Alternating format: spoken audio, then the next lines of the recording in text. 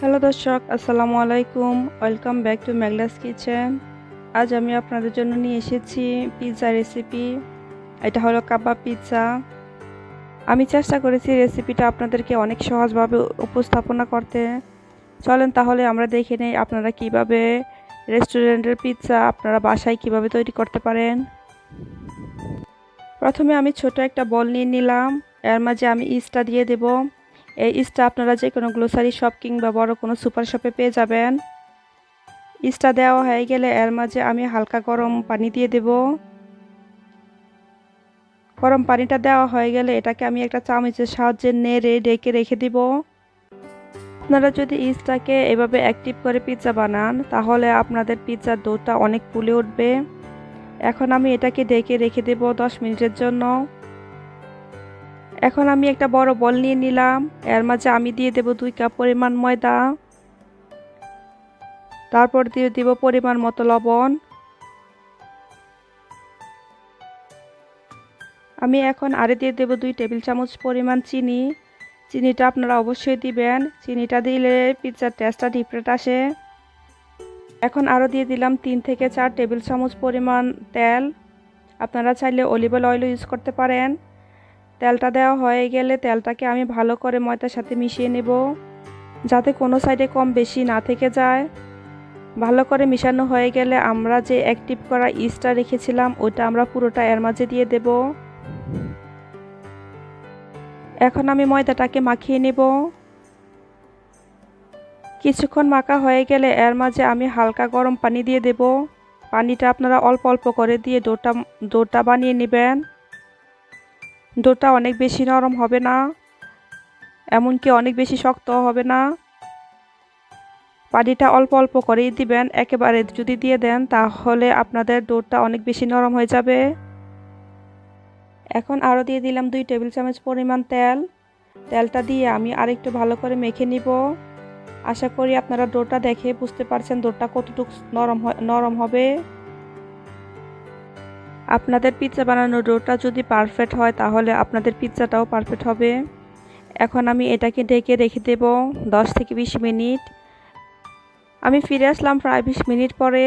আমি আমার ডোটাকে রেখে দিয়েছিলাম একটু গরম জায়গাতে। আমার পিৎজা ডোটা অলরেডি ফুলে উঠেছে। এখন আমি পিৎজাটা বানিয়ে নেব। পিৎজাটা বানানোর জন্য আমি প্রথমে একটা ট্রে নিয়ে নিলাম।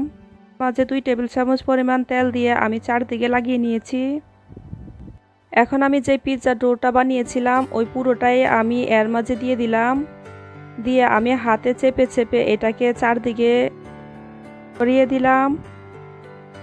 চারদিকে ছড়ানো হয়ে গেলে একটা কাঁটা চামচের সাহায্যে আমি এটাকে একটু ছিদ্র করে দিলাম। এখন আমি দিয়ে দিলাম পিৎজা সস। আর পিৎজা সসটা আমি চারদিকে লাগিয়ে নিলাম। আপনারা একটু সুন্দর করে চারদিকে লাগিয়ে নেবেন। দেখে বুঝতে পারছেন আমি কিভাবে লাগিয়েছি। সস দেওয়া হয়ে গেলে এখন আমি এটাকে ওভেনে দিয়ে দেব। আমি এখন এটাকে 10 মিনিট ধরে এটাকে বেক করব। আমি 180 ডিগ্রি সেলসিয়াসে 10 মিনিট ধরে এটাকে বেক করেছি। এভাবে যদি আপনারা ফার্স্টে বেক করেন তাহলে আপনাদের পিৎজাটা কাঁচা থাকবে না। এখন আমি মোzzarella চিজ দিয়ে দিব। চিজটা চারদিকে সুন্দরভাবে দিয়ে দিতে হবে। কোনো পাশে যাতে খালি না জায়গায় না থাকে আপনারা সুন্দরভাবে চিজটা দিয়ে দিবেন। তারপর আমি এখন দিয়ে দেব কিছু কাবাব। এই কাবাবগুলো আমি হালকা একটু ভেজে নিয়েছি। কাবাবগুলো আমি চারদিকে ছিটিয়ে দিলাম।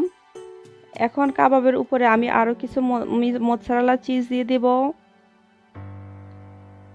চিজটা দেওয়া হয়ে গেলে এখন আমি ওভেনে বেক করব। আমি এখন এটাকে আরও 10 মিনিট বেক করব।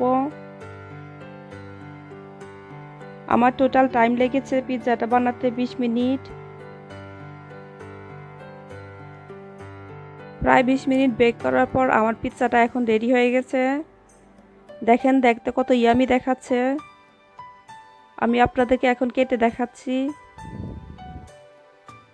আমি এগুলাকে ছোট ছোট পিস করে কেটে নিয়েছি। আপনারা চাইলে যে কোনো শেপেই কেটে নিতে পারেন।